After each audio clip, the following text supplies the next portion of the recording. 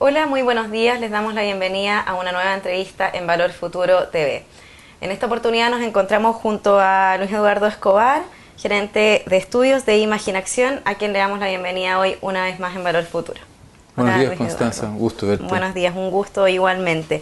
Luis Eduardo, queremos conversar hoy sobre la situación fiscal que está siendo bastante preocupante en la eurozona, también fue preocupante en Estados Unidos y bueno, en Europa principalmente por todo lo que está ocurriendo.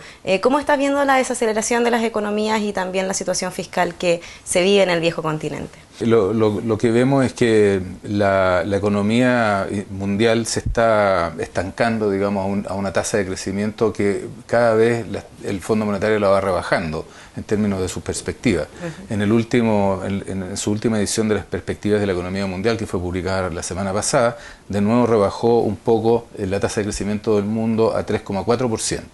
Y eso está basado en la desaceleración europea, la falta de recuperación en la economía norteamericana y el hecho de que la economía china ha venido desacelerando de forma tal que actualmente crece algo por debajo de 8.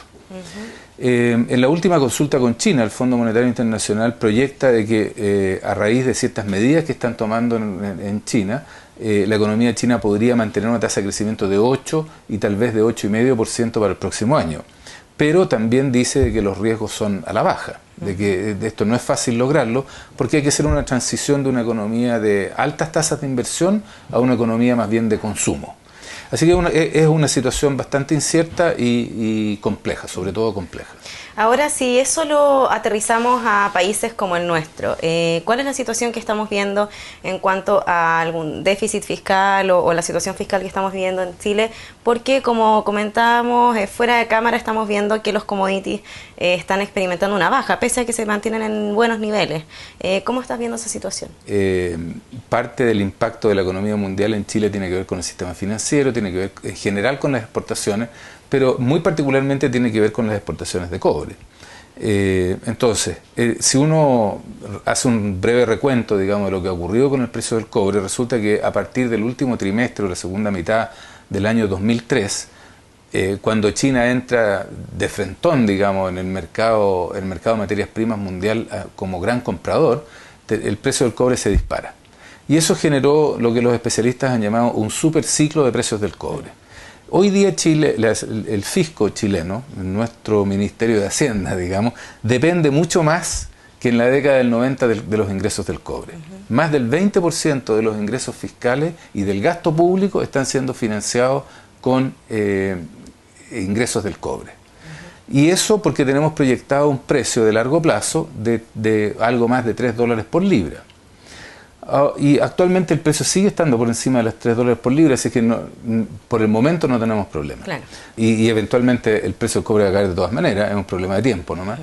Pero de materializarse estas perspectivas más negativas de la economía de Chile, bien pudiera ser que el precio del cobre se estabilice en niveles como los que proyectan las grandes empresas mineras mundiales, que sería del orden entre 2 y $2,50 por libra. Y ahí nosotros estaríamos en serios aprietos. Inicialmente no tanto porque tenemos un fondo de estabilización económica y social, pero como vimos el 2009 nos gastamos $9.000 millones en un año. Así que las complicaciones de una caída del precio del cobre en el ámbito fiscal chileno pueden ser muy serias. Ahora, ¿crees que los márgenes para el uso de herramientas de política monetaria o política fiscal está más reducido ahora que en otros años, como tal vez cuando enfrentamos crisis como las del 2008 o años anteriores?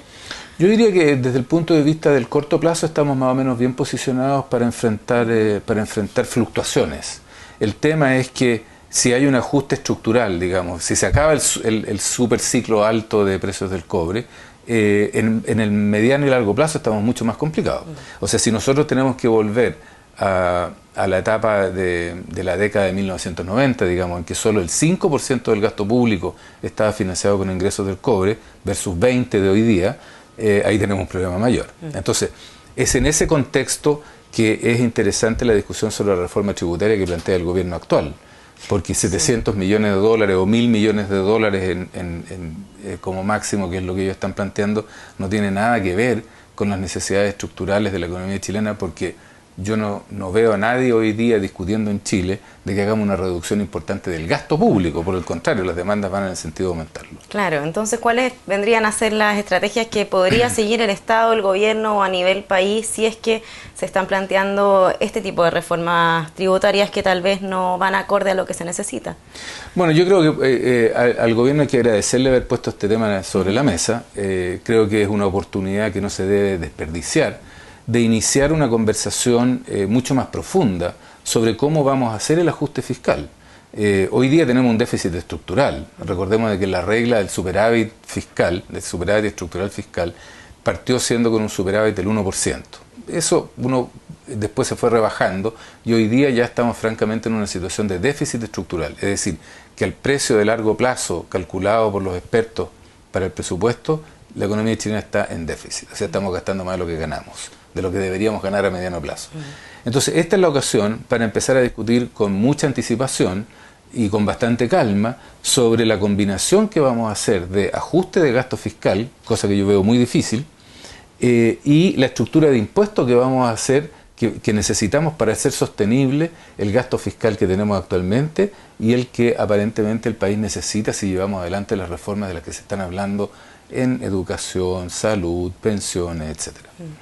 Bueno, Luis Eduardo, te damos las gracias por haber puesto este tema tan interesante sobre la mesa y esperamos que se discuta y que se llegue a un buen final entonces sobre este tema. Muchas gracias, Constanza, por la oportunidad de plantear un tema, a mi juicio, central. Gracias a ti. Conversamos con Luis Eduardo Escobar, gerente de estudios de Imaginación, para poder conversar y analizar la situación fiscal de nuestro país luego de los acontecimientos que suceden a nivel mundial y también cuáles podrían ser las posibles iniciativas a tomar para enfrentar esta situación. Que tengan un muy buen día.